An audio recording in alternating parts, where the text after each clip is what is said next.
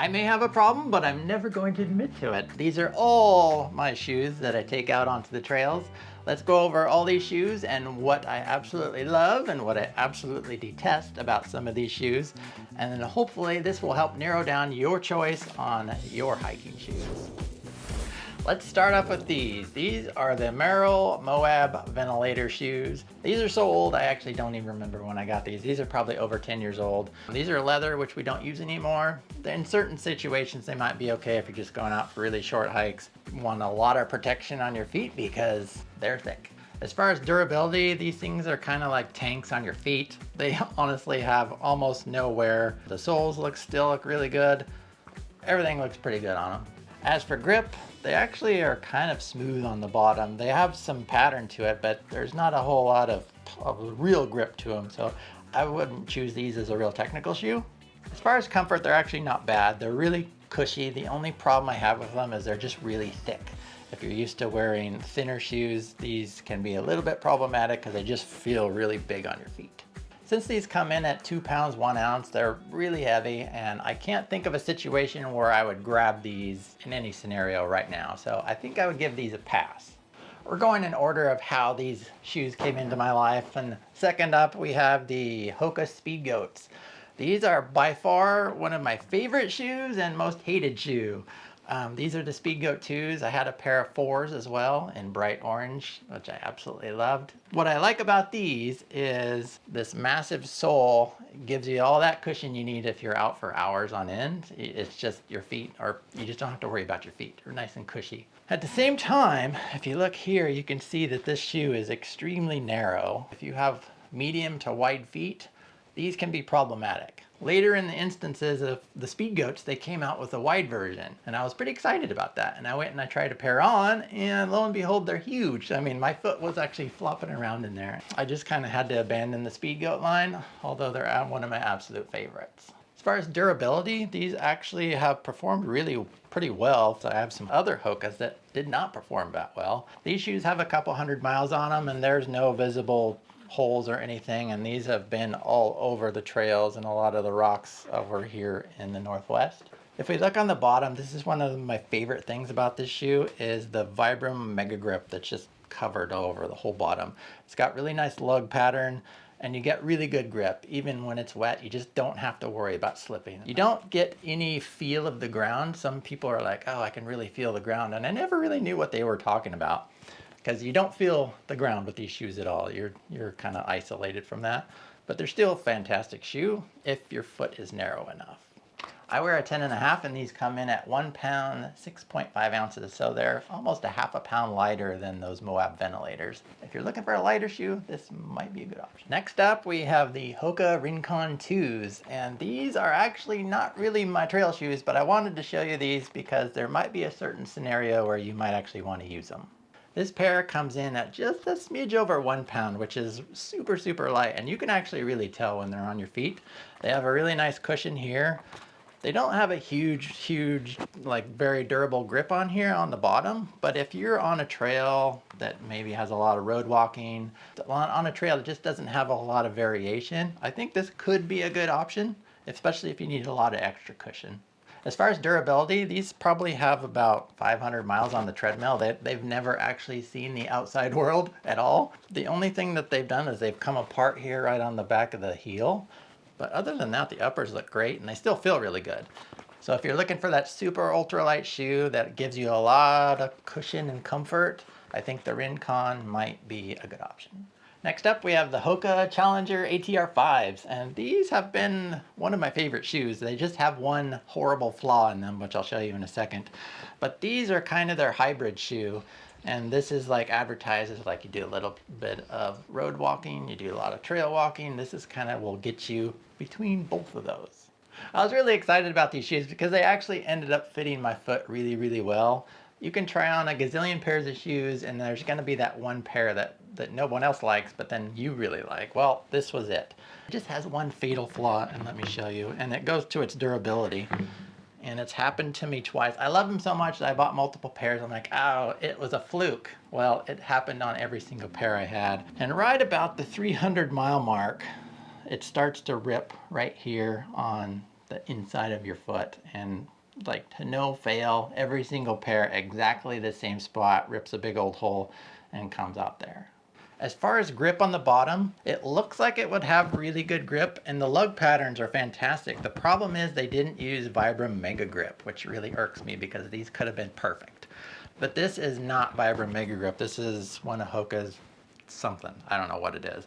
But this gets really slippery in the wet. So if you're running or hiking and it's dry, these are fantastic. But the minute it gets wet, this gets really slippery and you lose a lot of grip. The Hoka Challengers come in at 1 pound, 5 ounces, which actually is 1 ounce lighter than the Speedgoats, which is pretty awesome. So if you're doing a lot of hybrid work and you're in a drier climate, I would actually give these a try. Hopefully, maybe they've resolved this issue down here. Up next, we have the Topo Terraventure 3s. I had never actually tried any of the Topo brand shoes, and I actually really like them. I thought these were gonna be the end-all be-all shoe. Nope, they're not, but they're really close. The unique thing about this shoe is they have an extremely wide toe box, which is really awesome if you're putting a lot of miles in. And to give you an example, you can see the Speedgoat shoe box compared to the Topos, and it's just night and day difference. Here your foot is all crammed in there, and here your foot just has a lot of room to, like, your toes get to splay out. A lot of people say that you look like a clown with these on, and you kind of do because there's this big bulbous thing on your foot, but after a few miles and having your foot just being able to just wiggle around in there, they actually are really, really nice. Durability wise, these have been really fantastic. These probably have 300 or so miles on them, and they have zero wear on them at all. I don't see any holes or even any scuff marks that are really big. I think online some people say that their toenails, if they have sharp toenails, it'll kind of rip through this upper, but I have not had a problem with that. Last year I was training for a trail marathon, and these were my go-to shoes until I hit around the 14-15 mile range. As soon as I would get up into a couple hours worth of being out on the trails, my feet would get actually really sore wearing these. As you can see, there's not a whole lot of cushion on there. And this goes earlier when I said, like, when people are like, oh, you can really feel the grips and the rocks.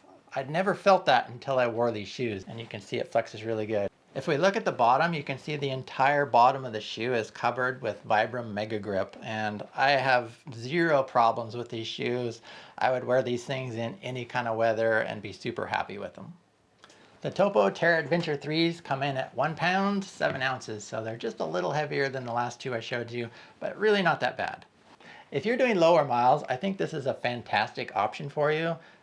Next up, we have the Topo Ultraventure 2s. And disclaimer, I haven't really worn these out on the trail yet, but I have worn them around enough to know how they fit. I picked these up because I knew I liked the fit of the Topos, but I needed a little more cushion, and that's where these come in the Topo line. As you can see, it's got quite a bit of a larger sole on it. As for durability, I can't really vouch for that because obviously I haven't had them out on the trail yet, but there is one important difference. This is not Mega Grip sole. They do have a really fantastic lug pattern on here, a little bit more aggressive than the other Topos that we tried on earlier. As far as weight goes, these come in at 1 pound, 5 ounces, so they're actually pretty lightweight. If you like the fit of the Topos and you need a little bit more cushion, give these a try. And if you have tried them, let me know how you like them. Last but not least, and the current reigning champion, is the Altra Olympus 5s. And these are fantastic, not only because it comes in bright orange, that's just bonus. They have the huge toe box that, like the Topos have. Your feet have plenty of room in them. This is their most cushioned shoe that they make. So these kind of have that Speedgoat-ish sole, which I really liked, but it has the big toe box. It's just all around a really good shoe.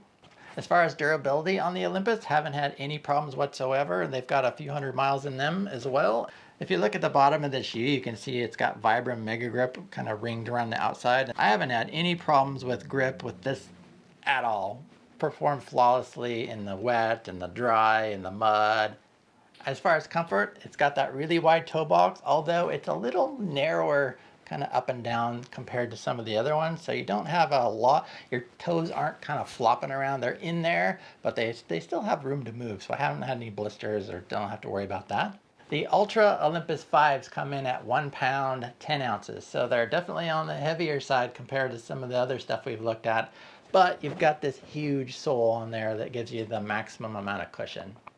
A nice bonus feature about these shoes is they are gaiter compatible, so if you just happen to have your Space Dog gaiters, the front clips right onto here, and there's a little metal ring on there, and this goes over your shoe, and then on the back they've got Velcro already in place, and a lot of shoes just don't have this, and then your gaiters can kind of clip right on there, and you don't get stuff in your shoes while you're running or walking or hiking.